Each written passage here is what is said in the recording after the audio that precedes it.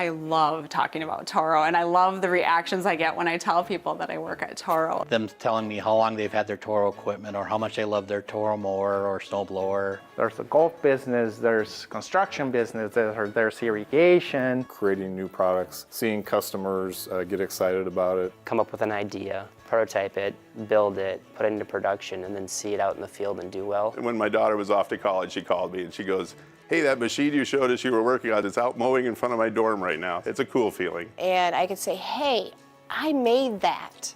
That was made by my hands. I definitely feel like I'm making an impact here. I get a kick out of seeing the Toro brand and Toro products wherever I go. You know, you feel proud.